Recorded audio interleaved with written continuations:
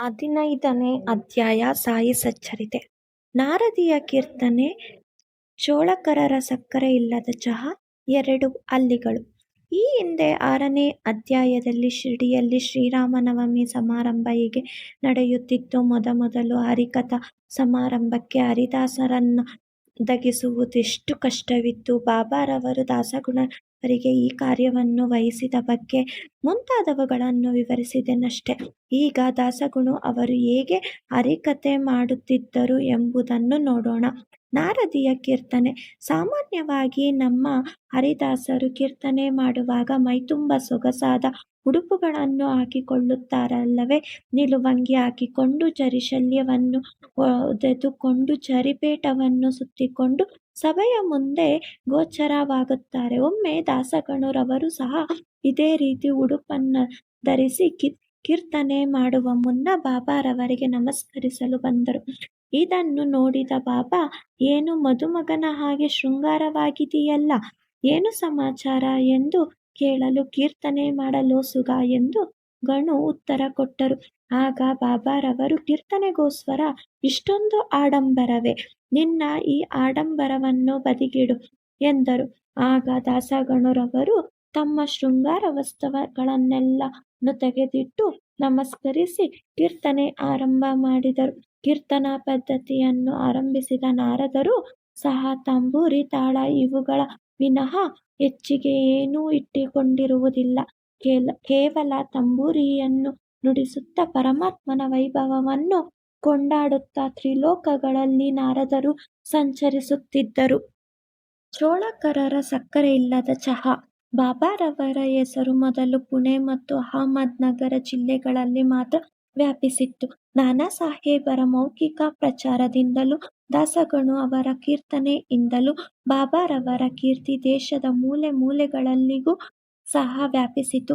ಮುಖ್ಯವಾಗಿ ಹೇಳುವುದಾದರೆ ಬಾಬಾರವರ ಕೀರ್ತಿಗೆ ಕಾರಣರು ದಾಸಗಣುರವರು. ಕೀರ್ತನ ಶ್ರವಣಕ್ಕೆ ಸೇರುವ ಜನರಲ್ಲಿ ವಿವಿಧವಾದ ಅಭಿರುಚಿಯುಳ್ಳವರಿರುತ್ತಾರೆ. ಕೆಲವರು ಕೀರ್ತನಕಾರನ ಜ್ಞಾನವನ್ನು, ಕೆಲವರು ಅವನ ನಟನೆಯನ್ನು, ಕೆಲವರು ಅವನ ಹಾಡುಗಾರಿಕೆಯನ್ನು, ಕೆಲವರು ಅವನ ಹಾಸ್ಯವನ್ನು, ಕೆಲವರು ಅವನು ಹೇಳುವ ಉಪಕಥೆಗಳನ್ನು, ಕೆಲವರು ಅವನ ವೇದಾಂತವನ್ನು ಮೆಚ್ಚುತ್ತಾರೆ. ಆದರೆ ಕೀರ್ತನೆಯನ್ನು ಕೇಳಿ ಭಕ್ತಿಯನ್ನು ಸಾಧಿಸುವವರು ಬಹು ವಿರಳ. ಆದರೆ ದಾಸಗಣುರವರ ಕೀರ್ತನೆಯು ಸಭಿಕರ ಮೇಲೆ ವಿದ್ಯುತ್ ತರಂಗದಂತೆ ಪರಿಣಾಮ ಮಾಡುತ್ತಿತ್ತು. ಇದನ್ನು ಸಮರ್ಥಿಸುವ ಒಂದು ಉದಾಹರಣೆಯನ್ನು ಇಲ್ಲಿ ಕೊಟ್ಟಿರುತ್ತೇನೆ. ಠಾಣಾದ ಗೋಪಿನೇಶ್ವರ ದೇವಾಲಯದಲ್ಲಿ ದಾಸಗಣು ಒಮ್ಮೆ ಬಾಬಾರವರ ಕೀರ್ತಿಯನ್ನು ಕೊಂಡಾಡುತ್ತಾ ಹರಿಕಥೆ ಮಾಡುತ್ತಿದ್ದರು. ಅಲ್ಲಿ ನೆರೆದಿದ್ದ ಸಭಿಕರಲ್ಲಿ ಸಿವಿಲ್ ನ್ಯಾಯಾಲಯದಲ್ಲಿ ಕೆಲಸ ಮಾಡುತ್ತಿದ್ದ ಬಡವರಾದ ಚೋಳಕರವರು ಒಬ್ಬರು. ದಾಸಗಣುರವರ ಹರಿಕಥಾ ಶ್ರವಣ ಮಾಡಿದಾಗ ಅವರ ಮನಸ್ಸು ಕರಗಿತು. ಆ ಕ್ಷಣವೇ ತಮ್ಮ ಮನಸ್ಸಿನಲ್ಲಿ ಸಾಯಿಬಾಬಾರವರಿಗೆ ವಂದಿಸುತ್ತಾ, ಬಾಬಾ, ನಾನು ಸಂಸಾರ ನಿರ್ವಹಣೆಯನ್ನು ಹೊರಲಾಗದಿರುವ ಕಡು ಬಡವ. ನಿಮ್ಮ ದಯೆಯಿಂದ ಈ ಸಾರಿ ನನಗೆ ಇಲಾಖೆಯ ಪರೀಕ್ಷೆಯಲ್ಲಿ ತೇರ್ಗಡೆಯಾಗಿ ಕಾಯಂ ಕೆಲಸ ದೊರೆತರೆ ಶಿರ್ಡಿಗೆ ಬಂದು ನಿಮಗೆ ನಮಸ್ಕರಿಸಿ ನಿಮ್ಮ ಹೆಸರಿನಲ್ಲಿ ನಾನು ಕಲ್ಲು ಸಕ್ಕರೆ ಹಂಚುತ್ತೇನೆ ಎಂದು ಬೇಡಿಕೊಂಡರು. ಚೋಳಕರವರ ಅದೃಷ್ಟವೋ ಎಂಬಂತೆ ಅವರು ಪರೀಕ್ಷೆಯಲ್ಲಿ ತೇರ್ಗಡೆಯಾದರು. ಕಾಯಂ ಕೆಲಸ ಸಿಕ್ಕಿತು. ಆಗ ಅವರು ಹರಕೆಯನ್ನು ಪೂರೈಸುವುದೊಂದೇ ಉಳಿದಿತ್ತು. ಚೋಳಕರವರು ಮೊದಲೇ ಹೇಳಿದಂತೆ ಕಡು ಬಡವರಾದುದರಿಂದ, ಸಂಸಾರದ ಭಾರವಿದ್ದುದರಿಂದ ಶಿರ್ಡಿಗೆ ಹೋಗಲು ಬೇಕಾದ ಹಣದ ಕೊರತೆ ಇದ್ದಿತು. ಆದರೂ ತಮ್ಮ ಖರ್ಚನ್ನು ಹೇಗಾದರೂ ಕಡಿಮೆ ಶಿರ್ಡಿಗೆ ಹೋಗಲು ಹಣ ಉಳಿತಾಯ ಮಾಡಬೇಕೆಂದು ನಿರ್ಧರಿಸಿ, ಇಂದಿನಿಂದ ನನ್ನ ಆಹಾರದಲ್ಲಿ ಅಥವಾ ಚಹಾದಲ್ಲಿ ಉಪಯೋಗಿಸದೆ ಹಣ ಉಳಿಸುತ್ತೇನೆ ಎಂದು ದೃಢ ಸಂಕಲ್ಪ ಮಾಡಿದ್ದರು. ಈ ರೀತಿ ಹಣವನ್ನು ಕೂಡಿಸಿ ಕೆಲವು ದಿನಗಳ ನಂತರ ಶಿರ್ಡಿಗೆ ಬಂದು ಹರಕೆಯನ್ನು ಪೂರೈಸಿ ತನ್ನ ಆಶಯ ಇಂದು ನೆರವೇರಿಸಲ್ಪಟ್ಟಿತು ಎಂದು ಹೇಳಿಕೊಂಡು ಬಾಬಾರವರ ದಿವ್ಯ ಚರಣಾರವಿಂದಗಳಿಗೆ ನಮ್ರತೆಯಿಂದ ಎರಗಿದರು. ಆಗ ಜೋಗ ಅವರು ಸಹ ಚೋಳಕರವರೊಡನೆ ಇದ್ದರು. ಆಗ ಬಾಬಾರವರು ಜೋಗರವನ್ನೆಲ್ಲ ತೇಜಸ್ವಿ, ಈ ದಿನ ನಿನ್ನ ಅತಿಥಿಗೆ ಚಹಾದಲ್ಲಿ ಹೆಚ್ಚಾಗಿ ಸಕ್ಕರೆ ಹಾಕಿಕೊಡು ಎಂದರು. ಇದನ್ನು ಕೇಳಿದ ಚೋಳಕರವರಿಗೆ ಅಮಿತಾನಂದವಾಯಿತು. ಕಣ್ಣುಗಳಲ್ಲಿ ಆನಂದ ಬಾಷ್ಪ ಉಕ್ಕಿತು. ಕೂಡಲೇ ಪುನಃ ಬಾಬಾರವರಿಗೆ ನಮಸ್ಕರಿಸಿದರು. ಬಾಬಾರವರು ತಮ್ಮ ಮಾತಿನಿಂದ ಚೋಳಕರ ಅವರಿಗೆ ನಿಶ್ಚಲ ಭಕ್ತಿ ಉಂಟಾಗುವಂತೆ ಮಾಡಿದರು. ತಮ್ಮ ಮಾತಿನಿಂದ ಅರಿಕೆಯಂತೆ ತಮಗೆ ಕಲ್ಲು ಸಕ್ಕರೆ ಸಂದಿದೆ ಮತ್ತು ಚೋಳಕರರು ಆಹಾರದಲ್ಲಿ ಸಕ್ಕರೆ ಉಪಯೋಗಿಸದೆ ಇದ್ದುದು ಸಹ ತಮಗೆ ತಿಳಿದಿದೆ ಎಂಬುದನ್ನು ಬಾಬಾ ಸೂಚಿಸಿದರು. ಬಾಬಾರವರು ಯಾವಾಗಲೂ ತಮ್ಮ ಭಕ್ತರಿಗೆ ಭಕ್ತಿಯಿಂದ, ನೀವು ನನ್ನ ಮುಂದೆ ಕೈಚಾಚಿದರೆ ನಾನು ಕೂಡಲೇ ನಿಮ್ಮ ಬಳಿ ಹಗಲು ರಾತ್ರಿ ಇರುತ್ತೇನೆ. ನಾನು ಮಸೀದಿಯಲ್ಲಿ ಕುಳಿತಿದ್ದರೂ ಸಹ ನೀವು ಎಲ್ಲಿಯೇ ಇರಿ, ಏನೇ ಮಾಡುತ್ತೀರಿ, ಅದೆಲ್ಲವೂ ನನಗೆ ತಿಳಿದಿರುತ್ತದೆ. ನಿಮ್ಮ ಹೃದಯ ಕಮಲಗಳಲ್ಲಿ ನಾನು ಸದಾ ವಾಸವಾಗಿರುತ್ತೇನೆ. ನನ್ನ ಹೃದಯದಲ್ಲಿ ನೀವು ವಾಸವಾಗಿರುತ್ತೀರಿ. ನಿಮ್ಮಲ್ಲಿ ಮತ್ತು ಸಮಸ್ತ ಜೀವರಾಶಿಗಳಲ್ಲಿ ವಾಸವಾಗಿರುವ ನನ್ನನ್ನು ಅನವರತವೂ ಧ್ಯಾನಿಸಿರಿ. ಈ ರೀತಿ ಯಾರು ನನ್ನನ್ನು ಆರಾಧಿಸುತ್ತಾರೆಯೋ ಅವರೇ ಧನ್ಯರು ಎಂದು ಬಾಬಾ ಹೇಳುತ್ತಿದ್ದರು.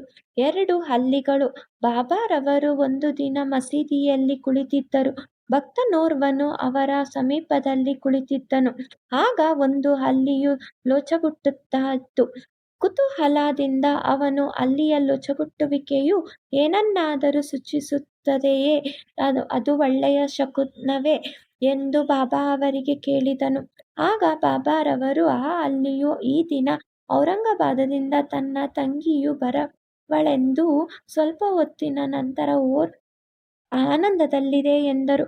ಅವನಿಗೆ ಏನೂ ಅರ್ಥವಾಗಲಿಲ್ಲ. ಸುಮ್ಮನೆ ಕುಳಿತಿದ್ದನು. ಸ್ವಲ್ಪ ಹೊತ್ತಿನ ನಂತರ ಓರ್ವ ಭಕ್ತನು ಬಾಬಾರವರ ದರ್ಶನಕ್ಕಾಗಿ ಔರಂಗಾಬಾದದಿಂದ ಕುದುರೆಯ ಮೇಲೆ ಬಂದಿಳಿದನು. ಕುದುರೆಯನ್ನು ಕಟ್ಟಿ ಉರುಳಿಯನ್ನು ತರಲು ತನ್ನ ಹೆಗಲ ಮೇಲಿದ್ದ ಚೀಲದ ಧೂಳನ್ನು ತೆಗೆಯಲು ಚೀಲ ಕೆಳಗೆ ಹಾಕಿದನು. ಕೂಡಲೇ ಅದರಿಂದ ಇಳಿದ ಒಂದು ಹಲ್ಲಿ ಹೊರಗೆ ಬಂದು ಎಲ್ಲರೂ ನೋಡುತ್ತಿದ್ದಂತೆಯೇ ಗೋಡೆಯ ಮೇಲೆ ಹತ್ತಿ ಲೊಚಗುಟ್ಟುತ್ತಿದ್ದ ಹಲ್ಲಿಯ ಹತ್ತಿರ ಹೊರಟಿತು. ಬಾಬಾರವರು ಆ ಭಕ್ತನಿಗೆ ಅದನ್ನು ತೋರಿಸಿದರು. ಅವೆರಡೂ ಆನಂದದಿಂದ ಆಡಿದವು. ಕುದುರೆಯ ಮೇಲೆ ಒಂದು ಔರಂಗಾಬಾದದ ಪ್ರಯಾಣಿಕನ ಚೀಲದಲ್ಲಿ ಹಲ್ಲಿ ಹೇಗೆ ಸೇರಿಕೊಂಡಿತು?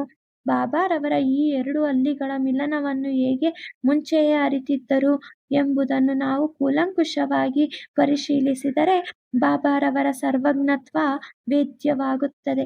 ಯಾರು ಈ ಅಧ್ಯಾಯವನ್ನು ಶ್ರದ್ಧೆ ಭಕ್ತಿಯಿಂದ ಪಠಣ ಮಾಡುತ್ತಾರೆಯೋ ಅವರ ಕಷ್ಟಗಳು ಬಾಬಾರವರ ದಯೆಯಿಂದ ದೂರವಾಗುತ್ತದೆ. ಶ್ರೀ ಸಾಯಿ ಪ್ರಣಾಮ. 15ನೇ ಅಧ್ಯಾಯವು ಸಂಪೂರ್ಣವಾಯಿತು.